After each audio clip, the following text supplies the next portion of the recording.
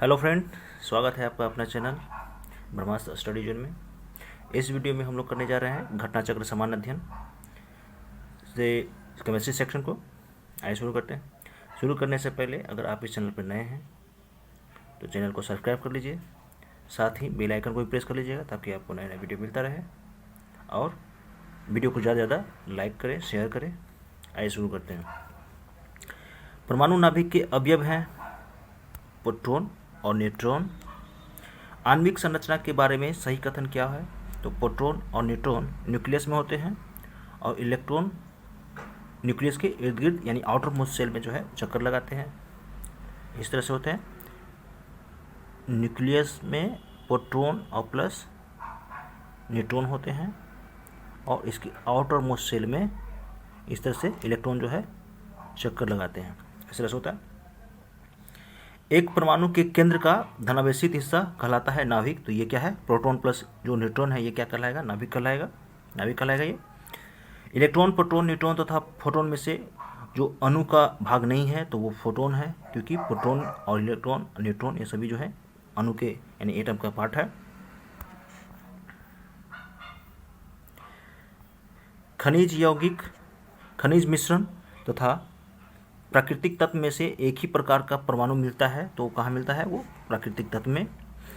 परमाणुवीय नाभिक खोजा था किसने? यानी रदरफोर्ड ने। नाभिक का खोज किसने किया था? तो रदरफोर्ड।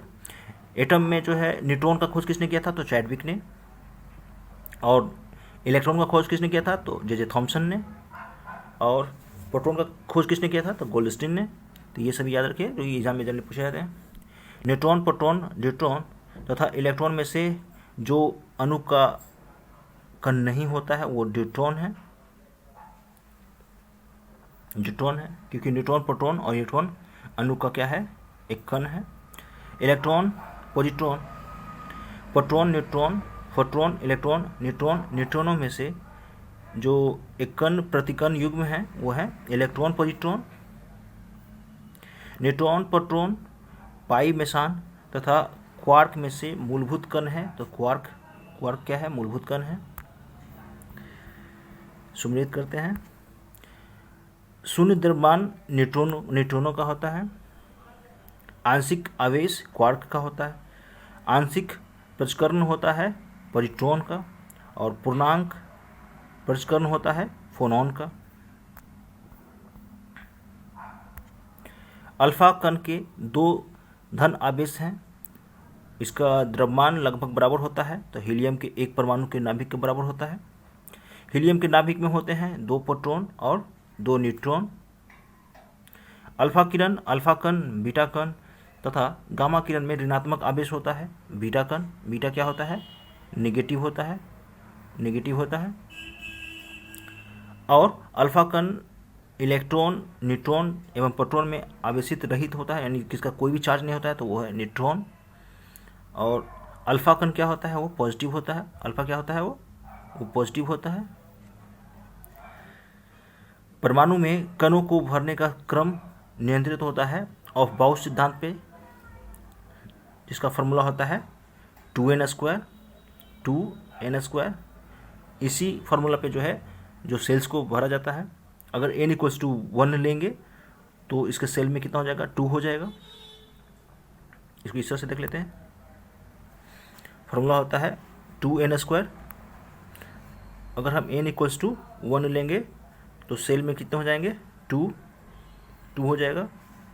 और n=2 लेंगे तो 8 हो जाएगा। n=3 लेंगे तो 18 हो जाएगा। इस तरह से जो है किसी भी एटम का जो आउटरमोस्ट सेल होते हैं वो फिल किया जाता है 2, 8, 18।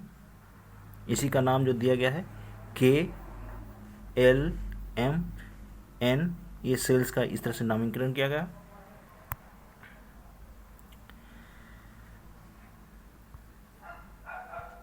रासायनिक तत्व के अणु के संदर्भ में चुंबकीय क्वांटम संख्या का संबंध है अभिविन्यास से, जिसको बोलते हैं इलेक्ट्रॉनिक कॉन्फ़िगरेशन। जिस तत्व के परमाणु में 2 प्रोटॉन, 2 न्यूट्रॉन तथा 2 इलेक्ट्रॉन हो उस तत्व की द्रव्यमान संख्या क्या होगी? तो द्रव्यमान निकालने का फॉर्मूला होता है एटॉमिक मास जो होता है मास होता है वो होता है प्रोटॉन प्लस न्यूट्रॉन के नंबर को जब जोड़ देते हैं तो वो एटॉमिक मास होता है। Atomic mass equals to P + n। तो यहाँ पे जो है न्यूट्रॉन कितने हैं, 2 हैं, और प्रोटॉन कितने हैं, 2 हैं, तो मास हो जाएगा 2 + 2 4, 2 + 2 4 हो जाएगा आंसर। इस तरह से यहाँ 4 हो जाएगा। और जो प्रोटॉन का संख्या होता है वो इलेक्ट्रॉन की संख्या के बराबर होता है, यहाँ से ध्यान रखना है। प्रोटॉन का संख्या इलेक्ट्रॉन के बराबर होता है और एटॉमिक मास जो होता है वो प्रोटॉन प्लस न्यूट्रॉन के सम के बराबर होता है। एक तत्व में इलेक्ट्रॉनों न्यूट्रॉनों का संख्या क्रमशः जो है 18 और 20 दिया गया है, तो इसका द्रव्यमान पूछ रहा है। तो अभी हम बताएं कि इलेक्ट्रॉन का संख्या जो होता है प्रोटॉन के बराबर होता है, तो यहाँ से प्रोटॉन भी कितना हो जाएंगे, 18 हो जाएंगे, और न्यूट्रॉन का संख्या कितना है, 20 है। तो एटॉमिक मास जो हो जाएगा कितना हो जाएगा, P + n, यानी कि 18 + 20 जो कि 38 हो जाएगा। प्लूटोनियम न्यूक्लियोटाइड Pu जिसका एटॉमिक मास है 242 और इसका जो एटॉमिक नंबर है 94 है। नाभिक में न्यूट्रॉनों की संख्या होती है, कितना होगा इसका, तो एटॉमिक मास बराबर P + n होता है। तो यहाँ से न्यूट्रॉन निकालने के लिए क्या करेंगे, एटॉमिक मास में से प्रोटॉन को माइनस कर देंगे। अब प्रोटॉन क्या होता है, वो किसी भी एलिमेंट का जो एटॉमिक नंबर होता है वही प्रोटॉन का संख्या होता है, यानी कि एटॉमिक नंबर ही क्या होता है, वो होता है प्रोटॉनों की संख्या होती है, नंबर प्रोटॉन होता है, atomic number equal to number of proton. तो यहाँ पे अगर हम निकालना चाहेंगे न्यूट्रॉन की संख्या तो 242 - P यानी कि 94, तो यहाँ से 148 हो जाएगा। परमाणु जिनमें प्रोटॉनों की संख्या समान परंतु न्यूट्रॉनों की संख्या भिन्न होती है उन्हें क्या कहते हैं, तो आइसोटोप्स होते हैं, समस्थानिक बोलते हैं। या फिर इसको जिसका जो है एटॉमिक नंबर समान होता है और एटॉमिक मास क्या होता है, डिफर होता है, उसको आइसोटोप्स बोलते हैं। किसी भी जो परमाणु होते हैं, किसी भी जो एलिमेंट होता है उसका नंबर ऑफ जो प्रोटॉन्स रहते हैं उसी आधार पर उसका एटॉमिक नंबर डिसाइड होता है।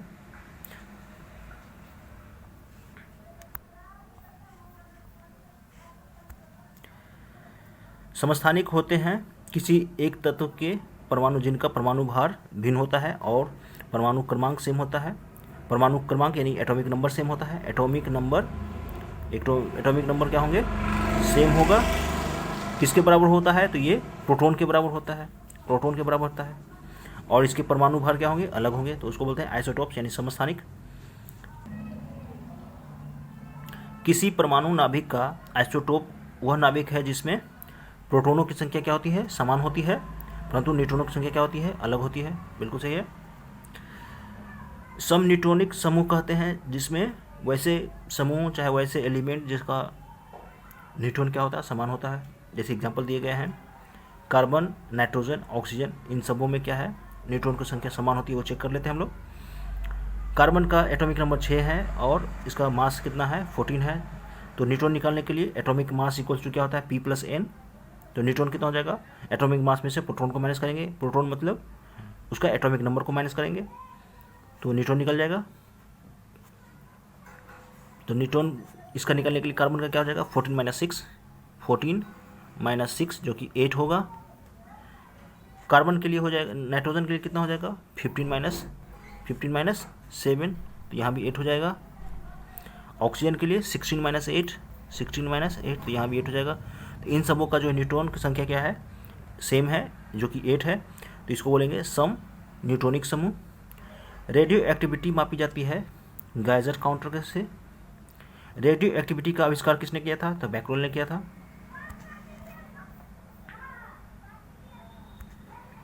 रासायनिक एवं भौतिक परिवर्तन विलयन आदि देखते हैं। भौतिक परिवर्तन का उदाहरण है पानी में चीनी का घुलना। भौतिक परिवर्तन उसे कहते हैं कि जब हम किसी एक ऑब्जेक्ट का किसी अन्य में परिवर्तन करते हैं और फिर से उसको वापस हम ओरिजिनल उसको ले आते हैं, तो उसको बोलते हैं भौतिक परिवर्तन। फॉर एग्जांपल चीनी का पानी में घुलना, और जब हम इस विलयन को वेपराइज करेंगे या गर्म करेंगे तो फिर से चीनी को हम वापस ला सकते हैं, तो ये भौतिक परिवर्तन हुआ। दूसरा एग्जांपल मोमबत्ती का जलना। मोमबत्ती को जब जलाते हैं तो जो भी वो मेल्ट होता है, मेल्ट करने के बाद फिर से वापस हम उस मोमबत्ती को बना सकते हैं, तो ये हुआ भौतिक परिवर्तन। लेकिन रासायनिक परिवर्तन ऐसा परिवर्तन है जिसको हम वापस ओरिजिनल में नहीं ला सकते हैं। फॉर एग्जाम्पल रोटी का बनना, आटा से रोटी का बन जाने के बाद फिर हम उसको फ्लोर नहीं बना सकते हैं। कागज़ का जलना, कागज़ जला देने के बाद फिर उसको वापस हम नहीं ला सकते। तो ये सभी जो है रासायनिक परिवर्तन कहलाते हैं। जल का वाष्प में परिवर्तन कहलाता है भौतिक परिवर्तन। बिल्कुल सही है, क्योंकि फिर से हम वाष्प से जल को ला सकते हैं। रासायनिक परिवर्तन का उदाहरण है सब्जियों को पकाने का उनका मुलायम हो जाना। जब वो मुलायम हो जाती हैं, जब पक जाती हैं तो वापस वो सब्जी नहीं बन पाएंगी। संक्षारण के उदाहरण हैं सिल्वर पर काले रंग का बनना, तांबे पे हरे रंग का बनना और लोहे पे भूरे रंग का परत बनना। तो ये सभी जो है संक्षारण के उदाहरण हैं। रासायनिक परिवर्तन का उदाहरण है दूध का अस्कंदन, दूध का फटना भी बोल सकते हैं, वही है, उसी को बोलते हैं। दही का जमना, ये सभी जो है रासायनिक परिवर्तन कहलाएंगे। सोडियम क्लोराइड का क्रिस्टल और बर्फ का गलन उदाहरण है भौतिक परिवर्तन का। इसमें से कथन जो सही है देखते हैं, तो दोनों सही हैं। उच्चतर तापमानों पर रासायनिक अभिक्रिया तीव्रतर हो जाती है, सही है। उच्चतर तापमानों पर आणविक गति और द्रुत हो जाती है, सही है। तो दोनों सही हैं। दोनों जो है जो कथन है वो कारण का स्पष्टीकरण कर रहा है। जल अपघटन में ऊर्जा उत्पन्न होती है उष्मा के रूप में। पाश्चराइजेशन एक प्रक्रिया है जिसमें दूध को बहुत देर तक क्या किया जाता है, गर्म किया जाता है और एक निश्चित समय में के बाद जो है अचानक से क्या कहता है, ठंडा किया जाता है, इसको बोलते हैं पाश्चराइजेशन। पाश्चराइजेशन जो है संबंधित है दूध के निर्जमीकरण से। इसमें जो सही सम्मिलित देखना है। और लवणीकरण जो है वो समुद्री जल है। प्रतिलोम प्रसारण है वो पेयजल है। विकृतीकरण प्रोटीन। इसमें जो पाश्चुरीकरण है वो चाय का नहीं किया जाता है, सही कथन।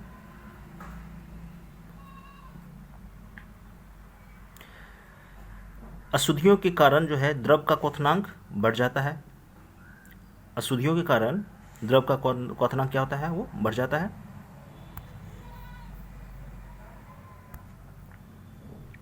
ऊंचाई की जगहों पर पानी 100 डिग्री सेल्सियस के नीचे तापमान पर उबलता है। इसका कहने का मतलब हुआ कि जैसे जैसे अगर हाइट हम बढ़ाते हैं तो जो बॉइलिंग पॉइंट होता है वो क्या होता है, वो डिक्रीज हो जाता है। बॉइलिंग पॉइंट क्या होता है उसका, डिक्रीज हो जाता है। जैसे जैसे मतलब कि अगर हम पहाड़ की ऊंचाइयों पे जाएंगे तो जो पानी को गर्म करने का जो टेम्परेचर है वो ऑटोमेटिक क्या हो जाएगा, वो घट जाएगा।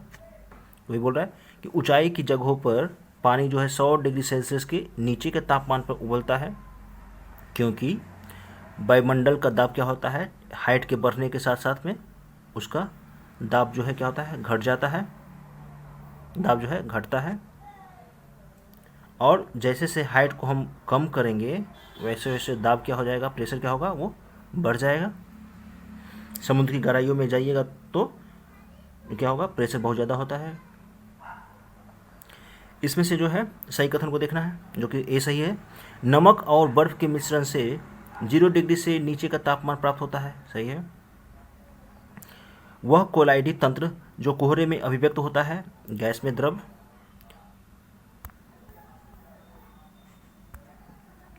सौ ग्राम चीनी को आधा लीटर पानी में मिलाकर एक असंतृप्त चीनी का घोल तैयार करने पर द्रव्यमान, घनत्व, सांद्रता आयतनों में से वह भौतिक राशि जो नहीं बदलता है वो है आयतन। आयतन जो है वो नहीं बदलता है। क्रोमेटोग्राफी की तकनीक का प्रयोग होता है एक मिश्रण से पदार्थों को अलग करने में। ठोस कपूर से कपूर वाष्प बनाने की प्रक्रिया को क्या कहते हैं, तो ऊर्ध्वपातन विधि कहते हैं। कपूर, नैप्थलीन अथवा शुष्क बर्फ के नमूने को हवा में खुला रखने पर कुछ समय पश्चात गायब हो जाता है। इस परिघटना को क्या कहते हैं, तो इसको बोलते हैं ऊर्ध्वपातन विधि। रेत और नैप्थलीन के मिश्रण को अलग किया जा सकता है तो ऊर्ध्वपातन विधि द्वारा, इसको बोलते हैं सब्लिमेशन विधि। एक ठोस से सीधे गैस में परिवर्तन को कहते हैं ऊर्ध्वपातन। अकार्बनिक रसायन देखते हैं। यूनेस्को ने 1869 ईस्वी में प्रकाशित आवर्त सारणी के 150 वर्ष पूरे होने पर वर्ष 2019 को रासायनिक तत्वों की आवर्त सारणी के अंतर्राष्ट्रीय वर्ष के रूप में मनाने का निर्णय किया।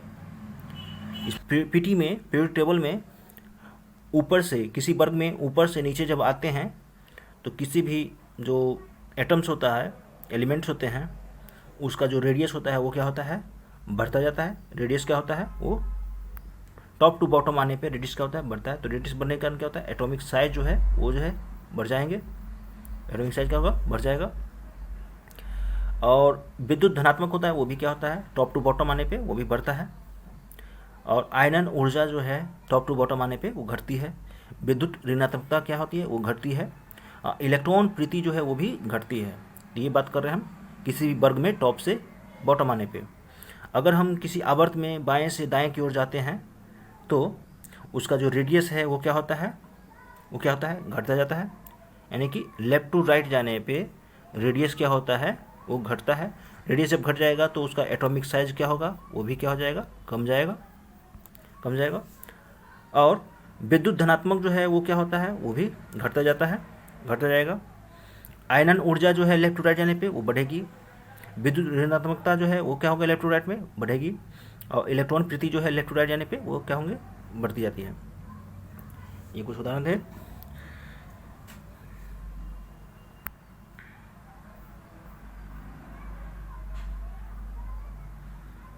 इसमें जो कथन सही हैं वो दो हैं। तत्वों के किसी एक वर्ग में जैसे जैसे परमाणु भार बढ़ता है यानी कि उसका रेडियस बढ़ता है तो इलेक्ट्रॉन बंधुता जो है वो क्या होंगी, वो कम होती जाएगी। सही है, क्योंकि जो एलिमेंट वो छोटा होगा साइज में, उसका जो इलेक्ट्रॉन जो बनता होगा वो थोड़ा ज़्यादा स्ट्रॉन्ग होगा। और जो साइज में जो बड़ा होगा उसका जो इलेक्ट्रॉन बनता होगा वो थोड़ा सा वीक होगा, कम होगा। क्योंकि यहाँ पे जो है वो जो न्यूक्लियस से क्लोज होने के कारण जो है ये एक दूसरे से कनेक्टेड होंगे। यहाँ पे थोड़ा सा दूर होने के कारण क्या होंगे, थोड़ा सा वीकली कनेक्टेड होगा। तीसरे और चौथे समूह के ऑक्साइड का समान गुणधर्म है। तो बेसिक और एसिडिक ये दोनों तरह के होते हैं, यानी उभयधर्मी ये कहलाएंगे। भूपर्पट्टी में सर्वाधिक मात्रा में पाए जाने वाले जो तत्व हैं वो क्या है, ऑक्सीजन। और दूसरे नंबर पे जो है वो सिलिकॉन है। और अगर यूनिवर्स में पूछे कि सबसे ज़्यादा कौन सा तत्व पाया जाता है तो वो होगा हाइड्रोजन। ये सब ध्यान रखना है। भूपर्पट्टी पर द्रव्यमान प्रतिशत के रूप में सर्वाधिक मात्रा में पाया जाता है ऑक्सीजन। ऑक्सीजन के बाद सबसे अधिक उपलब्ध मूल तत्व कौन सा है, तो सिलिकॉन है। विश्व में सर्वाधिक पाया जाने वाला तत्व है हाइड्रोजन। पृथ्वी पर 2014 तक कितने तत्वों का खोज कर लिया गया था, तो 118। रेत, हीरा, संगमरमर तथा शक्कर में से मूल तत्व है हीरा। हीरे की खनिजीय बनावट है तो ये कार्बन का एक अपरूप है। धातु, अधातु, गैस और उपधातु में से जो तत्व नहीं है तो गैस अधिकतर क्या होती हैं, यौगिक होते हैं। धातुएं, खनिज और अयस्क देखेंगे और उसके गुणधर्म। 28, 287, 288, 2882 इनमें से जो इलेक्ट्रॉनिक कॉन्फ़िगरेशन है किसका, जो धातु का, कौन है, तो ये हो जाएगा 2882। क्योंकि जितने सारे जो मेटल्स होते हैं, जो धातु होते हैं, वो जनरली क्या करते हैं, इलेक्ट्रॉन्स का क्या करते हैं, डोनेट करते हैं। फॉर एग्जांपल देख लेते हैं सोडियम का, जिसका एटॉमिक नंबर होता है 11। अगर हम इसका इलेक्ट्रॉनिक कॉन्फ़िगरेशन करेंगे तो क्या हो जाएगा इसका 281 हो जाएगा। तो हम जानते हैं कि इलेक्ट्रॉनिक कॉन्फ़िगरेशन में जो आउटर मोस्ट सेल में होता है, अगर वो इलेक्ट्रॉन जो है लेस देन 4 हो तो जनरली डोनेट करता है। तो यहाँ पे क्या है, इलेक्ट्रॉन 1 है तो ये जनरली क्या करेंगे, डोनेट करके ये स्टेबल होने की कोशिश करेगा। तो किसी भी एटम्स के अगर आउटर मोस्ट सेल में 1 इलेक्ट्रॉन हो, 2 इलेक्ट्रॉन्स हो, 3 इलेक्ट्रॉन्स हो, तो वो जनरली क्या करेंगे, डोनेट करेंगे। और जिसके आउटर मोस्ट सेल में मोर देन 4, जैसे 5 हो, 6 हो, 7 हो, तो वो क्या करेगा, इलेक्ट्रॉन्स को एक्सेप्ट करने की कोशिश करेगा। एग्जाम्पल के लिए क्लोरीन, जिसका इलेक्ट्रॉनिक कॉन्फ़िगरेशन होता है 2 8 7, तो इसके आउटर मोस्ट सेल में एक इलेक्ट्रॉन कम है स्टेबल होने के लिए, तो ये क्या करेगा, जिसके पास भी एक इलेक्ट्रॉन होगा उससे वो एक्सेप्ट कर लेगा। मान लीजिए कि हम यहाँ पे सोडियम क्लोराइड बना रहे हैं, NaCl बना रहे हैं, NaCl बना रहे हैं, तो ये एक इलेक्ट्रॉन क्या करेगा, इसको दे देगा, ये एक्सेप्ट कर लेगा, तो ये डोनेट करके ये पॉजिटिव हो जाएगा, ये एक्सेप्ट करके माइनस हो जाएगा। तो इस तरह से ये कंपाउंड बना के NaCl बन देगा ये। तो कोई भी कंपाउंड जो है या एलिमेंट जो है स्टेबल होने के लिए या तो इलेक्ट्रॉन को डोनेट करेगा, ये एक्सेप्ट करेगा। तो जितने भी मेटल्स होते हैं वो डोनेट करते हैं और नॉन मेटल्स होते हैं वो क्या करते हैं, एक्सेप्ट करते हैं। सोडियम, कैल्शियम, आयरन तथा पोटेशियम में से सबसे अधिक क्रियाशील धातु कौन सा है, तो पोटेशियम है। लिथियम एवं पारा, लिथियम एवं ऑस्मियम, एल्युमिनियम एवं ऑस्मियम, एल्युमिनियम एवं पारा, इसमें से जो है धातु युग्म कौन सा है जो हल्का भी है, जो हल्का है और भारी है। तो इसमें लिथियम और ऑस्मियम जो है वैसा ग्रुप है जो लिथियम सबसे हल्का है, ऑस्मियम सबसे भारी है। तो लिथियम को अगर देखिएगा प्योरिटी में यानी प्योरिटी टेबल में तो ऊपर में आता है, तो ऊपर में रहने के कारण क्या होगा, इसका जो रेडियस होगा वो कम है। और ऑस्मियम में है जो नीचे आता है तो उसका रेडियस क्या हो जाएगा, ज़्यादा होगा। तो रेडियस ज़्यादा होने के कारण जो इसका साइज़ क्या होगा, बड़ा होगा। लिथियम का साइज़ क्या होगा, छोटा होगा। तो लिथियम का साइज़ छोटा होगा तो भार में वो कम होगा। ऑस्मियम का साइज़ बड़ा है तो साइज़ में वो बड़ा होने के कारण भार भी ज़्यादा हो जाएगा। तो इस तरह से लिथियम क्या होगा, हल्का होगा और ऑस्मियम क्या होगा, भारी होगा। सर्वाधिक कठोर तत्व कौन सा है, तो हीरा है। सोना, लोहा, प्लेटिनम तथा टंगस्टन में कठोरतम धातु कौन सा है, तो टंगस्टन। टंगस्टन का ही उपयोग हम लोग जो है बल्ब का जो फिलामेंट होता है उसको बनाने में किया जाता है। पृथ्वी पर प्राकृतिक रूप से पाए जाने वाला सबसे कठोर पदार्थ कौन है, तो हीरा है। कार्बोरंडम, टंगस्टन, कास्ट आयरन तथा नाइक्रोम में वह पदार्थ जो बहुत कठोर और बहुत तन्य है, तो वो नाइक्रोम का वायर जनरली हम लोग यूज करते हैं, हीटर में यूज करते हैं या फिर जो इलेक्ट्रिक आयरन होता है उसमें यूज किया जाता है। सबसे भारी प्राकृतिक तत्व है यूरेनियम। तांबा, यूरेनियम, एल्युमिनियम तथा चांदी में सबसे भारी धातु है यूरेनियम। सोना, चांदी, पारा और प्लेटिनम में सबसे भारी यानी सर्वाधिक घनत्व वाली धातु है प्लेटिनम।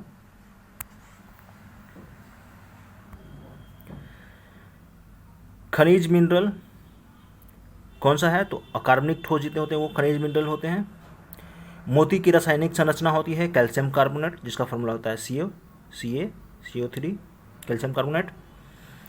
मोती के मुख्य अवयव हैं एरागोनाइट और कांचीयोलिन।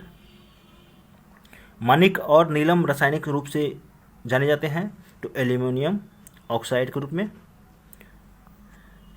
नीलम यानी रूबी का रासायनिक सूत्र क्या है, तो Al2O3। सोडियम, कॉपर, मरकरी और सिल्वर में वह तत्व जिसे मिट्टी के तेल में सुरक्षित रखा जाता है, तो वह है सोडियम, क्योंकि सोडियम क्या है, ऑक्सीजन के साथ में रिएक्ट करके जलने लगता है, इसलिए इसको जो है मिट्टी के तेल में सुरक्षित रखा जाता है।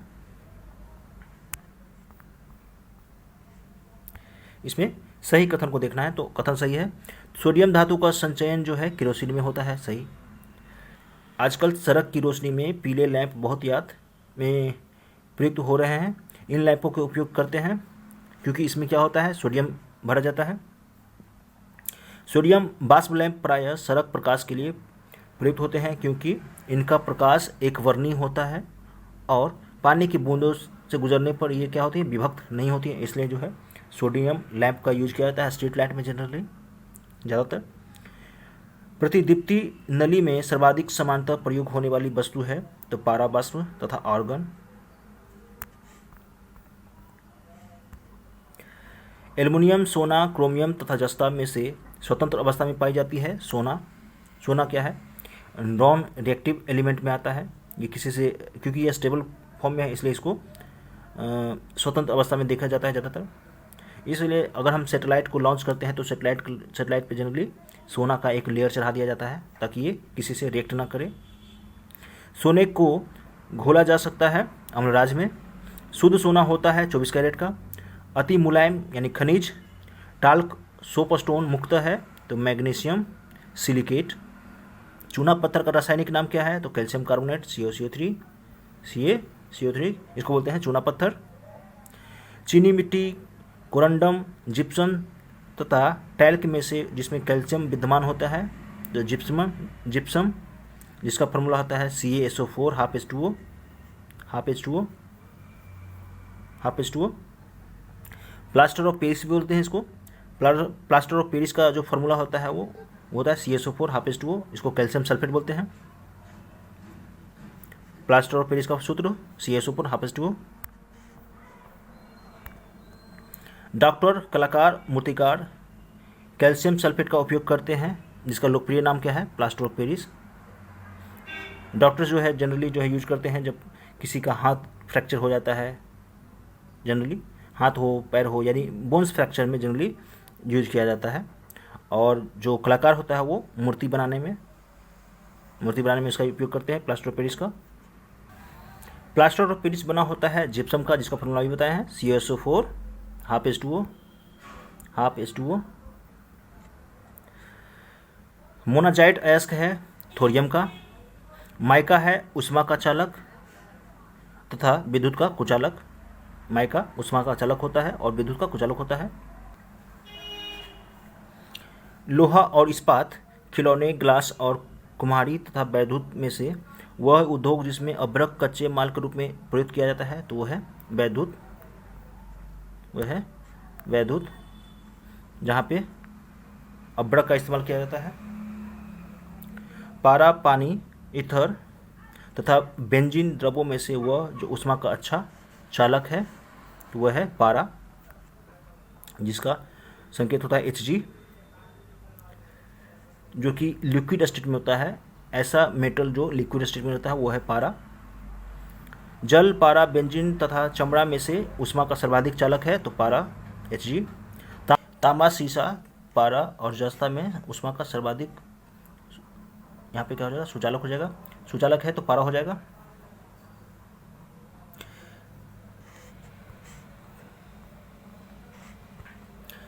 सीसा, पारा, निकेल, टीन धातुओं में समान तौर पर जो द्रव अवस्था में रहता है वो पारा है। ऐसा मेटल जो द्रव अवस्था में रहता है वो पारा। पारे का साधारणतः तापमापी यंत्रों में उपयोग किया जाता है क्योंकि इसकी विशेषता है ये उच्च संचालन शक्ति होता है इसके पास में, और ये जो ताप का क्या होता है? सुचालक होता है, इसलिए भी यूज किया जाता है। आयरन, लेड, मैग्नीशियम तथा एल्युमिनियम में से वह जो जल के साथ बिल्कुल अभिक्रिया नहीं करता है वो लीड, जिसका संकेत होता है Pb। तब कोई प्रतिक्रिया नहीं होती है जब भाप गुजरती है तांबे के ऊपर से। लोहा प्राप्त किया जा सकता है हेमेटाइट से। हेमेटाइट, सिडेराइट, लिमोनाइट, मैग्नेटाइट लौह अयस्कों में से बेलाडिला यानी जो छत्तीसगढ़ में है खनन होता है, यहाँ से जो है हेमेटाइट निकाला जाता है। सही सुमेलित देखना है। धातु और गुणधर्म। सोडियम चाकू से आसानी से काटा जा सकता है, बिल्कुल बहुत सॉफ्ट होता है ये। पारा कमरे के ताप पर जो लिक्विड अवस्था में होता है, ऐसा मेटल जो लिक्विड अवस्था में होता है वो पारा है Hg। चांदी विद्युत का अच्छा सुचालक है यानी गुड कंडक्टर। सीसा यानी Pb ऊष्मा का कुचालक होता है। सुमेलित कर देखना है। ऊष्मा का अब विद्युत का सर्वाधिक संचालन यानी कि चांदी यानी गुड कंडक्टर है ये। सबसे अधिक मात्रा में पाई जाने वाली धातु जो है एल्युमिनियम है। सबसे अधिक लचीली तथा पीटकर बढ़ाए जाने योग्य धातु जो है वो सोना है। ऊष्मा का न्यूनतम संचालक कौन होता है? तो सीसा। पारा जो है सबसे अधिक जो है चालक होता है। हीरा, चांदी, ग्रेफाइट तथा लकड़ी में से विद्युत चालकता सर्वाधिक होती है किसका? चांदी का। सबसे कम होता है किसका? तो यहाँ पे ऑप्शन के अनुसार लकड़ी का हो जाएगा। एल्युमिनियम बनाने के लिए प्रयोग होने वाला खनिज कौन सा है? तो बॉक्साइट है। लोहा, तांबा, एल्युमिनियम तथा चांदी में से वह धातु जिसे प्राप्त करने हेतु बॉक्साइट अयस्क है तो एल्युमिनियम। एल्युमिनियम सीमेंट, उर्वरक तथा फेरोमैग्नीज में से वह उद्योग जो बॉक्साइट को मुख्य कच्चा माल के रूप में उपयोग करता है वो है एल्युमिनियम उद्योग।